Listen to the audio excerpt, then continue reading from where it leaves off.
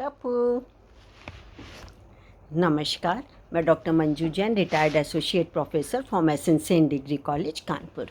मैं पिछले कई महीनों से धर्म मार्ग नामक शीर्षक के अंतर्गत छोटे छोटे बिल्कुल प्रसंग लेकर के आप तक वीडियोस भेजती हूँ, जिसका मुख्य ध्येय ये होता है कि हम सब प्राणियों माने मानव को दूसरे जीव, जंतु, जानवर या फिर मानव के प्रति बहुत उदार, बहुत दयावान होना चाहिए। और ये सब जो सामाजिक गुण हैं वो हमें सिर्फ़ और सिर्फ धर्म मार्ग को अपनाने के बाद ही मिलते हैं। तभी हम हर तरीके से सुखी और प्रसन्न होंगे, संतुष्टि का अनुभव करेंगे। तो क्यों ना हम सब थोड़ा सा भी धर्म का मार्ग अपना लें, तो हमें एक सही रास्ता हमको मिल जाएगा और आगे आने वाली पीढ़ी भी हमारे रास्ते पे चले। इससे बढ़िया हमको क्या मिलेगा। तो इसी श्रृंखला पे मैंने एक शीर्षक और चुना है, उसका चुनाव किया है, जिसका नाम है इसका शीर्षक है निंदा और स्तुति। निंदा मतलब किसी की बुराई भलाई करना, या निंदा में कहते हैं ना, निंदा में बड़ा परम सुख मिलता है। लेकिन वाकई में यदि हमको धर्म मार्ग अपनाना है, अच्छे कार्य करने, सद्गति प्राप्त करनी है, मोक्ष प्राप्त करना है, तो हमें निंदा को त्यागना होगा हर हालत में। तो चलिए इसको मैं बताती हूँ। इसको हम तक लाए हैं डॉक्टर गदाधर त्रिपाठी। गदाधर त्रिपाठी जी, आपका बहुत बहुत धन्यवाद। आपकी बात कही हुई मैं जन जन तक पहुँचाती हूँ। निंदा और स्तुति जीवन में आने वाली दो ऐसी स्थितियाँ हैं जिनका सामना सभी को कभी ना कभी ज़रूर करना पड़ता है। निंदा करता है या सुनता है, या स्तुति है, प्रार्थना है, उपासना है, ये सब करता है। कभी ऐसा भी होता है कि कोई किसी के कुछ दोष देखकर उससे ईर्ष्या करता हुआ उसकी निंदा करता है और उसमें भरपूर रस लेता है। कभी ऐसा होता है किसी के सामने उसका प्रिय अथवा पूज्य होता है और वह उसकी भरपूर प्रशंसा करता है। कभी कभी ऐसी स्थिति आती है जब एक व्यक्ति किसी भाव में आकर हमारी निंदा करता है और हम उससे दुखी होकर उस व्यक्ति के प्रति क्रोध के भाव से भर उठते हैं।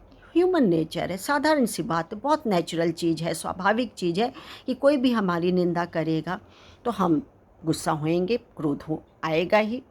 कम आए ज़्यादा है वो बात फ़र्क है, या उसको इग्नोर करने ये बहुत कम हो पाता है। कभी कोई हमसे प्रसन्न होता है और हमारी स्तुति कर हमें प्रफुल्लित भी कर देता है। शायद ही कभी किसी के साथ ऐसा हुआ हो कि उसे ना कभी अपनी निंदा या स्तुति सुननी पड़ी हो और ना उसे कभी किसी दूसरे की निंदा या स्तुति करनी पड़ी हो। बहुत कम ऐसे होता है। इसके साथ ही ऐसा भी कभी नहीं होता कि किसी को अपनी निंदा सुनकर दुख ना होता हो या अपनी स्तुति सुनकर सुखानुभूति ना हुई हो। संत, विद्वान और मनीषी इसीलिए कहते हैं कि सुखद लौकिक जीवन जीने वाले के लिए तथा सफल पारमार्थिक जीवन की इच्छा रखने वालों के लिए भी यह आवश्यक है कि वह अपनी निंदा सुनने पर अपने मन में उत्पन्न होने वाले क्रोध से बचने के साथ साथ अपनी स्तुति सुनकर मन में आने वाले अहंकार से भी बचे। दोनों ही चीज़ों से। ना तो आप निंदा करिए, सुनिए, और जब आपकी कोई प्रशंसा कर रहा है, सराहना कर रहा है, तो आप में अहंकार भी नहीं आना चाहिए, गर्व से उठना नहीं जाना चाहिए। आप डाउन टू अर्थ रहिए, न्यूट्रल रहिए। निंदा और स्तुति से मन में आने वाले दोषों से बचने का यही उपाय है कि अपने होने वाली निंदा और स्तुति के समय इनके प्रति उपेक्षा का भाव रखें। पर निंदा को पाप बताते हुए गोस्वामी जी ने लिखा है, पर निंदा सम अघ न गिरीसा। जैसे व्यक्ति को दूसरे की निंदा करने से बचना है, वैसे ही किसी लौकिक व्यक्ति की स्तुति करना भी श्रेयस्कर नहीं होता। इस संदर्भ में सिद्धांत यह है कि व्यक्ति को जो वाणी और बुद्धि मिली है वह उसे ईश्वर की कृपा से प्राप्त हुई है। इसलिए यदि किसी को स्तुति करनी है तो उसे कृतज्ञ होकर ईश्वर की ही स्तुति करनी चाहिए। किसी सांसारिक व्यक्ति की स्तुति करने पर बुद्धि प्रदान करने वाली वाणी कुपित होती है और इससे स्तुति करने वाले व्यक्ति की वाणी का वैदुष्य क्षीण होता है। व्यक्ति को सांसारिक जीवन में निंदा और स्थितियाँ आने पर हर्ष एवं विषाद से दूर रहकर समभाव वाला होकर रहना चाहिए। यानी जो मैंने कह रही थी कि न्यूट्रल रहिए, बस अपना जैसा चल रहा है जीवन, ना तो गर्व करिए और न ही किसी की निंदा करिए, ईर्ष्या करिए, डाह करिए, नहीं।